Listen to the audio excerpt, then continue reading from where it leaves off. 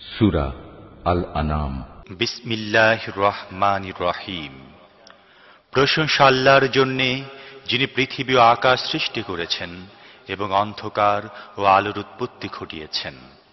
তবুও সত্যের দাওয়াত অস্বীকারীরা অন্যদেরকে তাদের রবের সমকক্ষ দাঁড় করাচ্ছে। তিনিই তো তোমাদের সৃষ্টি করেছেন মাটি থেকে, তারপর তোমাদের জন্য নির্ধারিত করেছেন জীবনের একটি সময়সীমা, এবং আরো একটি সময়সীমাও আছে যা তাঁর কাছে স্থিরীকৃত। কিন্তু তোমরা কেবল সন্দেহে লিপ্ত রয়েছ। তিনি এক আল্লাহ, আকাশেও আছেন এবং পৃথিবীতেও। তোমাদের গোপন ও প্রকাশ্য সব অবস্থায় জানেন, এবং ভালো বা মন্দ যাই তোমরা উপার্জন করো তাও তিনি ভালোভাবে অবগত।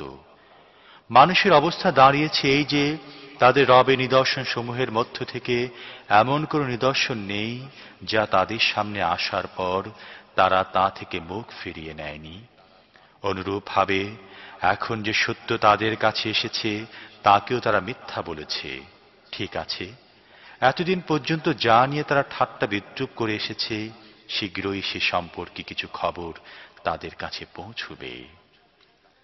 তারা কি দেখেনি তাদের পূর্বে এমনই ধরনের কত মানব গোষ্ঠীকে আমি ধ্বংস করেছি, যারা নিজ নিজ যুগে ছিল দুর্দান্ত প্রতাপশালী। পৃথিবীতে তাদেরকে এমন কর্তৃত্ব দিয়েছিলাম যা তোমাদেরকেও দেইনি। তাদের উপর আকাশ থেকে প্রচুর বৃষ্টি বর্ষণ করেছিলাম এবং তাদের পাদদেশে নদী প্রবাহিত করেছিলাম।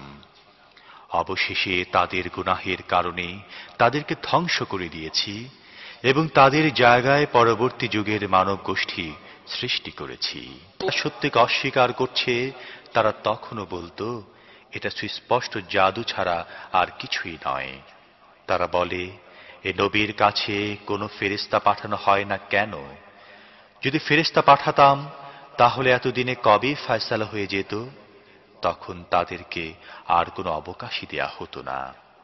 যদি ফেরেশতা পাঠাতাম তাহলেও তাকে মানুষের আকৃতিতেই পাঠাতাম, এবং এভাবে তাদেরকে ঠিক তেমনি সংশয়ে লিপ্ত করতাম যেমন তারা এখন লিপ্ত রয়েছে।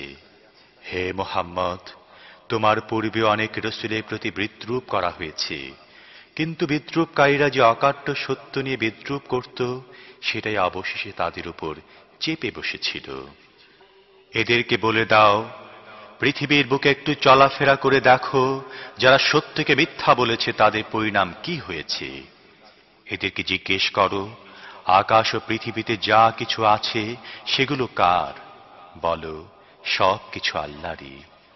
অনুগ্রহের পথ অবলম্বন করা তিনি নিজের জন্য অপরিহার্য করে নিয়েছেন। এজন্যই তিনি নাফরমানি ও সীমা লঙ্ঘন করার অপরাধে তোমাদেরকে তাৎক্ষণিকভাবে পাকড়াও করেন না।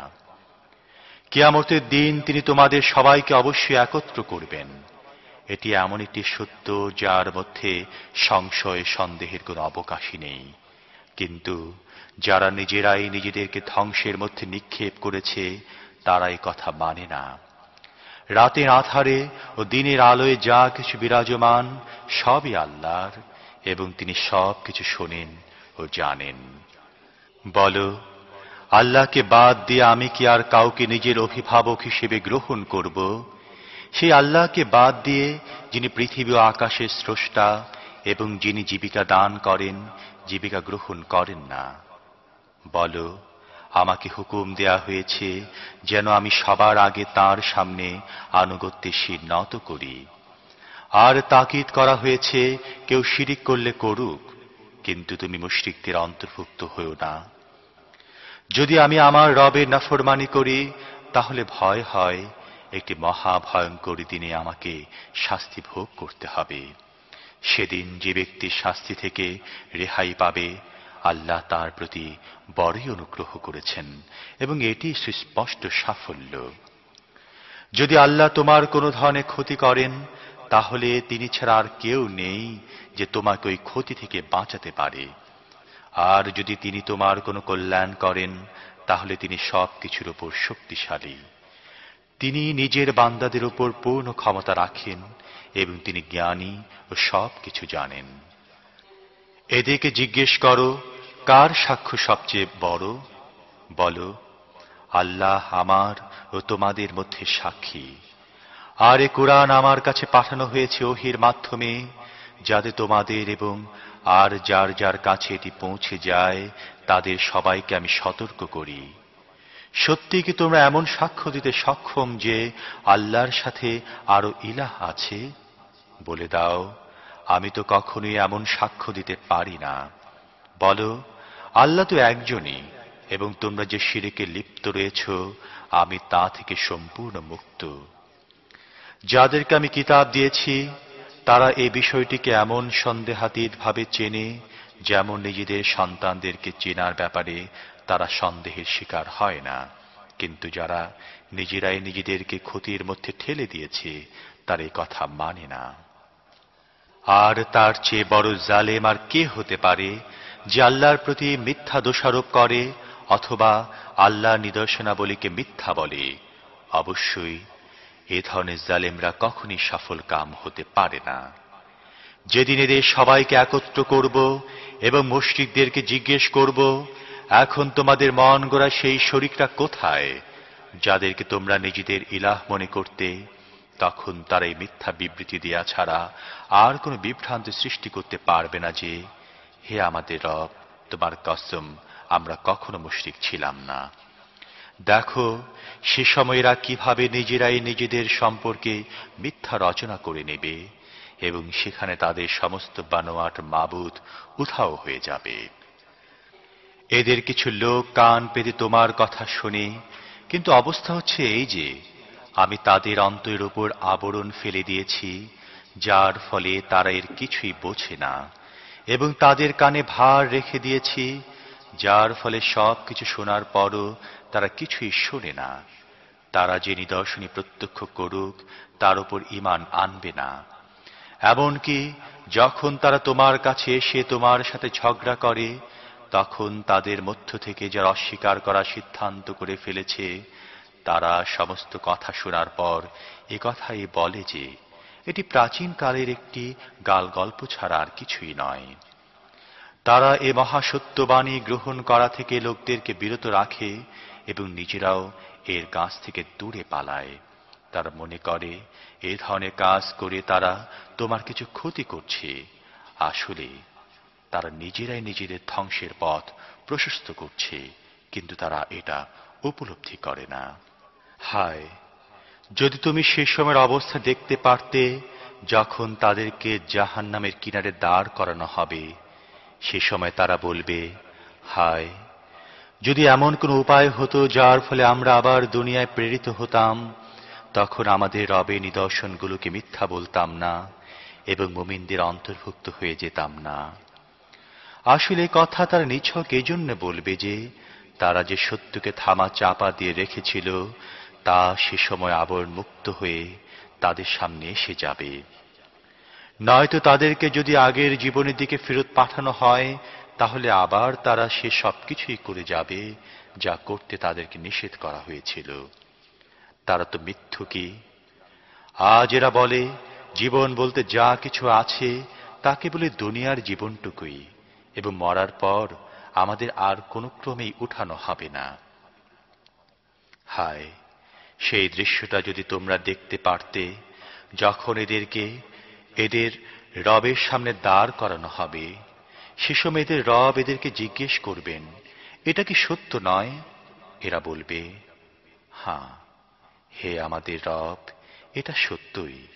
তিনি বলবেন, আচ্ছা, এবার তাহলে নিজেদের সত্য অস্বীকারের ফলস্বরূপ আযাবের স্বাদ গ্রহণ করো।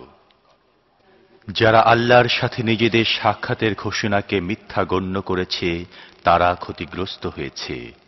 যখন আকস্মাৎ সে সময় এসে যাবে তখন এরাই বলবে, হায় আফসোস, এ ব্যাপারে আমাদের কেমন ভুল হয়ে গেছে। আর তারা নিজেদের পিঠে নিজেদের গুনাহের বোঝা বহন করতে থাকবে। দেখো কেমন নিকৃষ্ট বোঝা এরা বহন করে চলছে। দুনিয়ার জীবন তো একটি খেল তামাশার ব্যাপার। আসলে যারা ক্ষতির হাত থেকে বাঁচতে চায় তাদের জন্য আখিরাতের আবাসই ভালো। তবে কি তোমরা বুদ্ধি বিবেচনাকে কাজে লাগাবে না? হে মুহাম্মদ, এ কথা অবশ্যই জানি, এরা যেসব কথা তৈরি করে তা তোমাকে কষ্ট দেয়, কিন্তু এরা তোমাকে মিথ্যা বলে না, বরং এই জালেমরা আসলে আল্লাহর আয়াতকেই অস্বীকার করছে।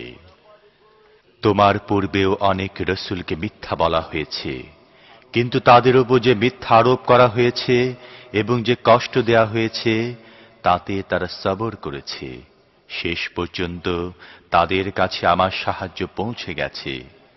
আল্লাহর কথাগুলো পরিবর্তন করার ক্ষমতা কারও নেই, এবং আগের রসুলদের সাথে যা কিছু ঘটে গেছে তার খবর তো তোমার কাছে পৌঁছে গেছে। তবুও যদি তাদের উপেক্ষা তোমার কাছে অসহনীয় হয়ে থাকে, তাহলে তোমার মধ্যে কিছু শক্তি থাকলে তুমি ভূগর্ভে কোনো সুড়ঙ্গ খুঁজে নাও অথবা আকাশে সিঁড়ি লাগাও এবং তাদের কাছে কোনো নিদর্শন আনার চেষ্টা করো। আল্লাহ চাইলে এদের সবাইকে হিদায়াতের উপর একত্র করতে পারতেন, কাজেই মূর্খদের অন্তর্ভুক্ত হইও না। সত্যের দাওয়াতে তারাই সাড়া দেয় যারা শোনে, আর মৃতদেরকে তো আল্লাহ কবর থেকে উঠাবেন, তারপর তাদেরকে ফিরিয়ে আনা হবে। তারা বলে, এ নবীর উপর তার রবের পক্ষ থেকে কোনো নিদর্শন অবতীর্ণ হয়নি কেন? বলো, আল্লাহ নিদর্শন অবতীর্ণ করার পূর্ণ ক্ষমতা রাখেন, কিন্তু তাদের অধিকাংশ লোক অজ্ঞতায় ডুবে আছে। ভূপৃষ্ঠে বিচরণশীল কোনো প্রাণী এবং বাতাসে ডানা বিস্তার করে উড়ে চলা কোনো পাখিকেই দেখো না কেন? এরা সবাই তোমাদের মতোই বিভিন্ন শ্রেণী। তাদের ভাগ্যলিপিতে কোনো কিছু লিখতে আমি বাদ দেইনি। তারপর তাদের সবাইকে তাদের রবের কাছে সমবেত করা হবে। কিন্তু যারা আমার নিদর্শনগুলোকে মিথ্যা বলে তারা বধির ও বোবা, তারা অন্ধকারে ডুবে আছে। আল্লাহ যাকে চান বিপদগামী করেন, আবার যাকে চান সত্য সরল পথে পরিচালিত করেন। এদেরকে বলো, একটু ভেবেচিন্তে বলো তো দেখি, যদি তোমাদের উপর কখন আল্লাহর পক্ষ থেকে কোনো বড় রকমের বিপদ এসে পড়ে অথবা শেষ সময় এসে যায়, তাহলে সে সময়ও কি তোমরা আল্লাহ ছাড়া আর কাউকে ডাকো? বলো, যদি তোমরা সত্যবাদী হও, তখন তোমরা একমাত্র আল্লাহকে ডেকে থাকো। তারপর তিনি চাইলে তোমাদেরকে সেই বিপদ মুক্ত করেন। যাদেরকে তোমরা তার সাথে শরীক করতে, তাদের কথায় সময় একদম ভুলে গিয়ে থাকো। তোমার পূর্বে অনেক মানব গোষ্ঠীর কাছে আমি রসুল পাঠিয়েছি এবং তাদেরকে বিপদ ও কষ্টের মুখে নিক্ষেপ করেছি, যাতে তারা বিনীতভাবে আমার সামনে মাথা নত করে। কাজেই যখন আমার পক্ষ থেকে তাদের প্রতি কঠোরতা আরোপিত হল, তখন তারা বিনম্র হল না কেন? বরং তাদের মন আরো বেশি কঠিন হয়ে গেছে এবং শয়তান তাদেরকে মর্মে নিশ্চিন্ততা বিধান করেছে যে তোমরা যা কিছু করছো ভালোই করছো। তারপর যখন তারা তাদের যে উপদেশ দেওয়া হয়েছিল তা ভুলে গেল, তখন তাদের জন্যে সমৃদ্ধির সকল দরজা খুলে দিলাম। শেষ পর্যন্ত তারা যখন তাদেরকে যা কিছু দান করা হয়েছিল তার মধ্যে নিমগ্ন হয়ে গেল, তখন আকস্মাৎ তাদেরকে পাকড়াও করলাম, এবং তখন অবস্থা এমন হয়ে গিয়েছিল যে তারা সব রকমের কল্যাণ থেকে নিরাশ হয়ে পড়েছিল। এভাবে যারা জুলুম করেছিল তাদের শিকড় কেটে দেয়া হলো, আর সমস্ত প্রশংসা বিশ্বপ্রভু আল্লাহর জন্যে। হে মুহাম্মদ, তাদেরকে বলো, তোমরা কি কখন এ কথা ভেবে দেখেছ, যদি আল্লাহ তোমাদের থেকে তোমাদের দৃষ্টিশক্তি ও শ্রবণ শক্তি ছিনিয়ে নেন এবং তোমাদের হৃদয়ে মোহর মেরে দেন, তাহলে আল্লাহ ছাড়া আর কোনো ইলাহ আছে যে এই শক্তিগুলো তোমাদের ফিরিয়ে দিতে পারে? দেখো কিভাবে আমরা বারবার আমাদের নিশানিগুলো তাদের সামনে পেশ করি এবং এরপরও তারা কিভাবে এগুলো থেকে দৃষ্টি ফিরিয়ে নেয়। বলো, তোমরা কি কখনো ভেবে দেখেছ, যদি আল্লাহর পক্ষ থেকে অকস্মাৎ অথবা প্রকাশ্যে আযাব এসে যায়, তাহলে জালেমরা ছাড়া আর কেউ ধ্বংস হবে কি? আমি যে রসুল পাঠাই তা তো কেবল এজন্যই পাঠাই যে তারা সৎ কর্মশীলদের জন্য সুসংবাদ দানকারী